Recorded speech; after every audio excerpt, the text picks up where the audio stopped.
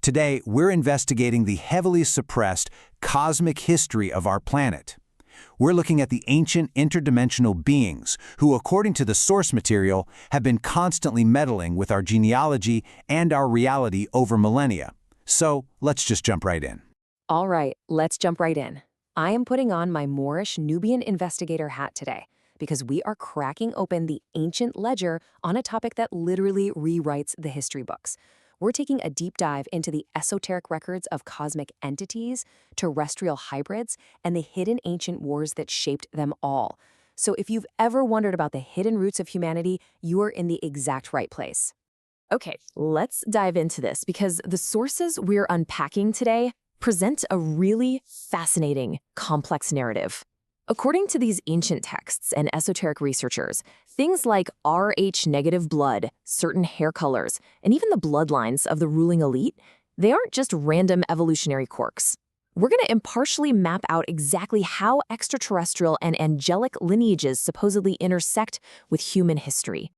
Here's our investigation board for today. We'll start by decoding the ancient terrestrial giants, then we'll look at the angelic and celestial watchers. So when you look at the ancient records, they actually lay out a highly specific physical taxonomy for the different giant tribes. It's not a one-size-fits-all thing. The Rephaim and Horim, for instance, are specifically described as having red hair and pale, hoary skin, which is tied to a genetic marker called the Elbe genes. Then you've got the Amalekim and Anakim, who were known for their blonde hair. But contrast that with Gilgamesh and the Persian Achaemenid dynasty. They were actually black-haired, Indo-Aryan giants. The genetics were incredibly specific to each tribe. And to truly grasp the sheer scale of these beings, we have to look at the structural breakdowns in these texts. Using royal cubit estimates, they show that Goliath wasn't just a tall guy on a battlefield. He was a stout, terrifyingly massive being, estimated at a staggering 11 feet 3 inches tall. But it goes way beyond just height. The sources describe some bizarre anatomical anomalies. Specific giant descendants, like one documented in Gath, were polydactyl. That means they distinctly possessed 6 fingers on each hand and 6 toes on each foot. It's a huge indicator of a deeply non-human genetic sequence weaving its way through these earthly tribes. These distinct traits were passed down, specifically within what are called the serpentine hybrids, descendants of the seraphim angelic line. Think of figures like the Egyptian pharaoh Akhenaten, retained highly distinct, almost reptilian attributes for generations after the flood. We're talking elongated heads, high cheekbones, long protruding chins, and these large, glowing wraparound eyes that famously marked them as the shining ones. Let's define exactly who seeded these hybrids. The seraphim are described in the source material as serpent-faced, 6-winged dragon angels. When ancient texts refer to them as fair, they mean it literally. Pale, almost albino-type skin, paired with extremely white or blonde hair. They are the celestial root of those fair-haired giant tribes we just looked at. Then we have the cherubim watchers. The texts impartially explain that when a cherubim manifested physically, it took one of 4 faces, and that face directly dictated the traits of its earthly offspring. A human face created the dark-haired, curly-bearded giants like Gilgamesh or Nimrod. A lion face? That produced the literal lion-like men of Moab. Bull faces gave us the inspiration for ancient Middle Eastern sphinxes, and the bird faces created avian hybrids, like the tengu of Southeast Asia or the Kamazat's bat beings. It's like a cosmic genetic blueprint. And it gets even more complex as we scale up the dimensions. Let me introduce you to the Anu Elohim. The sources describe them as an 11th dimensional, fallen angelic group. And structurally, wrap your head around this, they are classified as feline aquatic apes. Basically, part cat, part ape, with the physiological ability to swim. It's a completely alien taxonomy that absolutely defies earthly biology. Following that lineage, we have the Anunnaki, who the sources say were actually created by those Anu Elohim. You've probably seen them vividly painted in Sumerian reliefs, depicted with bird faces, large wings, and holding those mysterious ritual purses containing crystals or pine cones. The texts tell us these were 4th and 5th dimensional beings stepping directly into our 3rd dimensional reality. Now, you have to follow this chronological evolution because it is wild. Millions of years ago, a reptilian fallen angelic race known as the Omicron dragon moths emerged. They ended up subjugating a group called the Aldebrans, using them brutally as a galactic food source and a slave race. By ancient antiquity, entities known as the nomos came along and completely twisted those Aldebarans into a biological clone race. Fast forward to today, in the modern era, and those twisted Aldebarans operate as the infamous Draco-reptilian lineage. And just to show you the immense, mind-boggling complexity of these celestial crossbreeds, the texts mention the Samyasi. This isn't a single person, it's described as an entire Luciferian extraterrestrial Pleiadian hybrid race. According to this material, the galaxy is just teeming with these heavily engineered factions. Section 4. Royal Bloodlines and Genetics. The Terrestrial Link. Now, what's really interesting about this next piece is how it ties back to us. Take the Basques, for example. They are an unaccounted-for people who claim in their own mythos that they survived the flood and originated from Atlantis. According to the data in our sources, they possess a staggering genetic anomaly, up to an 80% concentration of Rh-negative blood. That LB genes, the gene of the pale ones we discussed earlier, manifests heavily right here. And we absolutely cannot skip over this part. The sources point out that the highest concentrations of Rh-negative blood today sit squarely within global royalty. The British Windsors, for example, uniquely carry. The texts suggest this is a direct genesis link connecting modern elite bloodlines back to those ancient cosmic lineages, tracing all the way back through that Omicron dragon moth and Aldebaran turned Draco reptilian timeline we just explored. It's all connected. And because of that forced intermarriage we just talked about, these entities left behind real genetic markers. The sources point to specific traits tied to these ancient lineages today. This includes Rh-negative blood, which literally means you're missing the D antigen. The highest concentration of this is found in Basque populations, who, incredibly, claim their origins trace back to Homo Atlantis. Historically, these groups migrated out of Africa into Spain, France, and Turkey. The texts also note anomalies like specific O-type blood, increased intuition, and distinct physical traits. We're talking blonde or strawberry blonde red hair, and green or blue eyes, all tracing back to those original hijacked lineages. The sources indicate that right around 15% of the modern population carries some variation of this specific DNA. The sources also talk about beings referred to as the elementals walking among humanity right now, closely associated with the angelic hierarchy. They apparently carry some very specific hidden traits. We're talking blonde or red hair, distinctive blue, hazel, or green eyes, exceptionally high IQs, well over 135, and remarkably, noticeably lower blood temperatures. But at the absolute peak of this genetic pyramid are the Leviathanians. These esoteric sources define them as the true Illuminati elite. They are described as not entirely human, but rather a heavily engineered hybrid mixing ancient Atlantean DNA with Anunnaki lines, specifically the Enkian, Enlil, and Marduk lines, all combined with Nephilim DNA. They are considered the ultimate terrestrial hybrids pulling the strings behind the scenes. Section 5. The Great Cosmic Rift. The Fall. So, how did this all end up on Earth? The sources describe an ancient cosmic war. It started when the straight-haired, fair angelic beings began illicitly cloning. According to the texts, this absolutely provoked the Anunnaki. Now, the Anunnaki always had the ability to clone, but they had never actually done it. They only initiated their cloning protocols in furious retaliation against the straight-haired angels. To fight this war out, both factions literally dropped through 2 fifth dimensions so they could be close to Earth and their ulterior motives. Researcher Richard Asimba points out that there must have been a highly significant mysterious death in the cosmos to trigger what they called the Avengers Protocol. Because remember, these factions used to get along for millions of years before this rift turned them into bitter enemies. Which leads us to the most crucial point of all. If our history is truly written by these warring factions, and our very genetic markers, our blood types, our hair colors, our ruling elite, are secretly tied to this ancient cosmic retaliation, what does this hidden genealogy actually mean for humanity's future sovereignty? It's a question that completely challenges our understanding of who we are, and more importantly, who is really in control. We are cracking open a massive cosmic case file, and I've got to tell you, I am genuinely thrilled to guide you through this one. We're looking at ancient cosmic entities, but we're doing it through an unapologetic, historical, truth-seeker's lens. We're absolutely not going to water down these ancient texts or apologize for the strange, preternatural events they describe. Instead, we're going to look at what the unedited sources actually say so we can truly understand who and what we're dealing with. Polytheist versus monotheist accounts. Now, you might already know the global flood is universally documented across cultures, right? But it's viewed through two very distinct historical lenses. Polytheistic accounts, like the Epic of Gilgamesh, are often twisted to claim the creator was evil for destroying the world.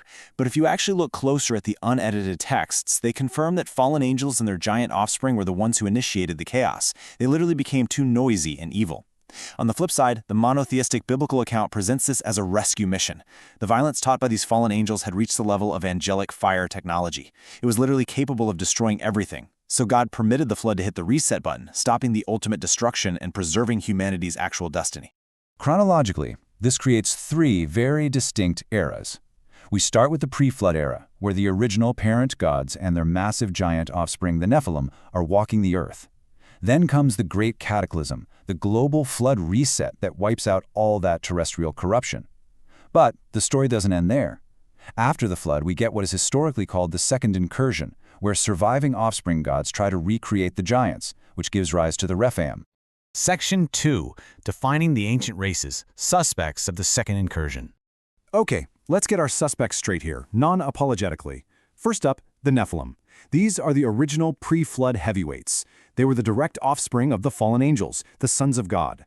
The texts describe them as absolute tyrants and bullies, massive beings growing anywhere from 11 to 16 feet tall. And here is the crucial detail. They had absolutely zero fertility issues. They reproduced like crazy and populated that pre-flood world incredibly fast. Now, compare them to the Rephaim. These are the post-flood giant tribes created during that Second Incursion. They're smaller, ranging from about 7 to 9 feet tall, and they possess some specific abilities. Actually, the root word Rapha means to heal. But here's the catch. They were cursed with a massive fertility issue, specifically an inability to produce females. So to survive extinction, they were literally forced to hijack human bloodlines, intermarrying with humans to create new dynasties. Then we have the Anunnaki. You've probably heard them called the Watchers or the Sky Gods. The source texts categorize them in two specific ways. The Anunnaki of heaven, which perfectly correspond to celestial entities like the seraphim and cherubim, who, by the way, are often depicted with bird, lion, or serpentine faces. And then you have the Anunnaki of the earth, which are their terrestrial offspring, the giant titans. It's the exact same hierarchy, just carrying different cultural labels. What we're uncovering today is a massive, suppressed history that stretches so far beyond our basic third-dimensional reality. It is a wild ride for sure. Section 1. The 11th Dimension Fall. To really grasp this, think of the universe as an elder's blueprint. It's like a massive cosmic skyscraper with 15 dimensions, or floors. We exist down here on the third floor, the realm of solid carbon matter. But according to the texts, the original cosmic distortion, this massive intradimensional fall, actually began 250 billion years ago way up on the 11th dimension. The beings up there literally started dropping down to our lower floors to meddle with the foundational structure of humanity. They completely started messing with our natural unity, our love, our innate way of being, and even our physical strength and health. And this brilliantly illustrates the two main warring factions from that 11th dimension. And I got to admit, their descriptions are pretty wild. On one side, we have the Anu Elohim, who the sources describe as these hybrid, feline, aquatic apes. Think about that for a second. On the exact opposite side, you've got the Omicron dragon moths, these ancient reptilian draconians. These were high-level guardian factions whose massive ancient wars ultimately spilled all the way down here to Earth. So, how did this escalate? The sources outline a pretty fascinating chain of events. It actually started when a group of straight-haired guardian beings initiated some serious weird science. They started cloning and creating new hybrid guardian races. Well, this completely pissed off the Anu Elohim. In retaliation for this unauthorized cloning, and potentially because one of their warriors was killed in the crossfire, the Anu Elohim specifically engineered the Anunnaki. They were created literally as a cosmic avenger race, built to drop down into the lower densities of dimensions 1, 2, and 3 to conquer and control. And the source material is super clear here. The Anunnaki aren't just myths or metaphors. They are physical, highly advanced entities operating primarily from the 4th and 5th dimensions. They use stargates to drop directly into our 3rd dimension to act as cosmic bullies, basically manipulating Earth's affairs to siphon energy and completely suppress human sovereignty. And pit prisons, the hierarchy of the gods. So how did this hierarchy actually operate over time? The source material reveals what's basically a strict cosmic mafia. The parent gods, the ones ruling before the flood, committed such heinous crimes that they were locked away in what the texts call the pit prison, or Tartarus. Now, when the boss goes to prison, the underboss steps up, right? The offspring gods took over and assumed a bunch of new aliases to match their new shifting territories. It's fascinating. In the Canaanite texts, El goes to the pit and his son Baal replaces him. In Egypt, Ra gets replaced by Osiris. In Greece, Kronos gets locked up and Zeus takes his place. We are looking at a literal historical record of the transference of power among these surviving entities. But let me be incredibly, perfectly clear here, so we really understand this point. Having these physical or genetic attributes does not dictate your spiritual salvation at all. It's just an innocent inheritance of physical traits. Your faith and your spiritual choices are what actually matter, not some ancient ancestral genetic marker. Section 4. The Anunnaki and Higher Realms, Reconciling the Dimensions. Now, when dealing with the Anunnaki and guidance from higher realms, I want to give you both perspectives here as impartially as possible. When we look at where these beings came from dimensionally, the overlapping is undeniable. The biblical or Christian view describes fallen angels, seraphim and cherubim, who rebelled, came down, and messed with human DNA to derail our destiny. The Guardian or ET teachings describe the exact same event, just using different vocabulary. They talk about 11-dimensional dark avatars, this feline aquatic ape species known as the Anu Elohim, who rebelled and created the Anunnaki as an avenger race in the second universe to conquer and enslave. Both are perfectly describing the exact same interdimensional interference. Let's actually trace that dimensional descent step by step according to these esoteric sources. Step 1. It starts way up in the 11th dimension with the Anu Elohim rebelling. Step 2. They drop down into the second universe, which covers dimensions 4 through 6, where they create the Anunnaki to act as these cosmic bullies and avengers. Step 3. These beings then cross through stargates and portals down into our third-dimensional reality, Earth, where they physically interact and hybridize with humans and other entities, like the reptilian Omicron dragon moths. They fell from the higher realms directly into our historical timeline. But listen, they were definitely not a united front. The sources highlight some severe internal warfare among opposing Anunnaki factions. You've got the Enlil Anunnaki, who are usually associated with strict, heavy-handed rule. Then the Enki Anunnaki, who hybridized with Earthborns and reptilian lines from Sirius A. You have the Marduk faction combining with inner Earth beings to usurp power, and the Thoth group, who literally stole and weaponized the Earth's Templar and Merkaba mechanics. This isn't just some sci-fi space opera. This is the very real interdimensional conflict that directly seeded the ancient religions, mythologies, and secret societies of our entire world. The Great Flood Reset. As you can imagine, with these beings running around, the Earth was facing extreme violent corruption. The analysis shows that these giants were created with a very specific, dark purpose, to ensure humankind didn't reach our destiny. And what is that destiny? To literally become like angels in the future world. So the Great Flood is presented impartially in these texts, not as some random act of cruelty, but as a severe, absolutely necessary intercession to stop these fallen angels and their giant offspring from totally corrupting human potential forever. The texts go on to explain that the angelic rebellion possessed advanced, planet-destroying fire technology. The flood was essentially a desperate, earth-saving reset. What's wild is that even in ancient polytheistic accounts, the fallen angels or gods are directly blamed for triggering this catastrophe with their loud, chaotic offspring. It was a hard reset, plain and simple, needed to preserve the foundation of our third dimension. Section 5. The Second Incursion. Let's move to and see how this builds across the timeline. Because the genetic tampering didn't just stop when the waters receded. Pre-flood, you had these massive Nephilim walking openly. But after the Great Reset, the original parent gods were imprisoned, so their offspring gods, entities like Baal and Osiris, moved up the ranks, and they initiated this sneaky second incursion post-flood, creating a slightly different, newer breed of giants known as the Raphaim. But here's the catch with the post-flood Raphaim. God limited them. They faced a massive fertility issue and couldn't easily reproduce amongst themselves. So, to survive total extinction, they desperately started intermarrying with human females in secret. This is exactly how they wove their interdimensional genetics so deeply into the royal human dynasties that ruled the ancient world. Reconciling inconvenient passages. The final reckoning. This brings us full circle to a vital takeaway from the source material. You have to reconcile these passages. They are red flags if you can't reconcile them.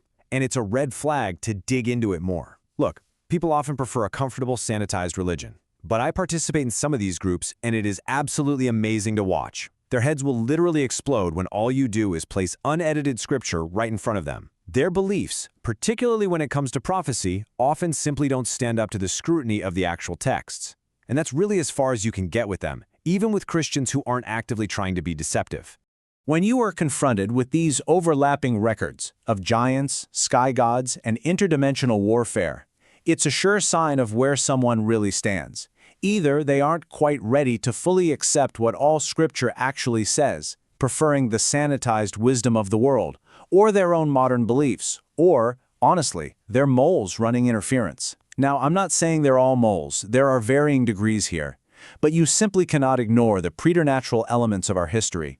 So, the crucial question is this: will you keep glossing over the inconvenient passages, or will you fully accept what the unedited texts have been trying to tell us all along?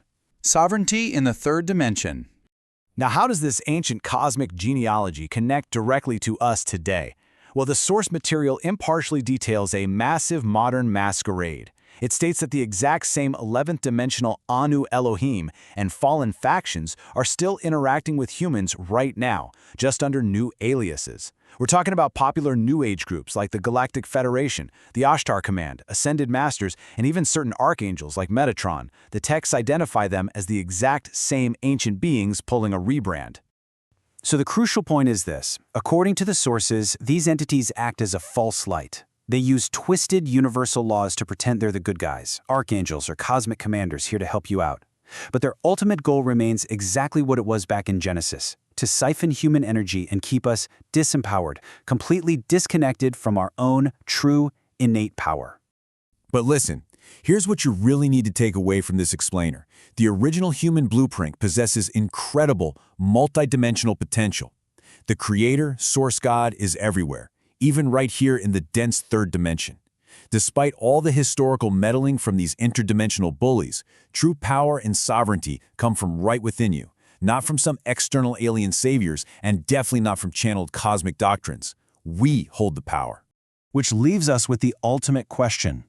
Knowing this vast, suppressed history of interdimensional warfare and genetic meddling, how will you choose to reclaim your own spiritual sovereignty and your true cosmic heritage today?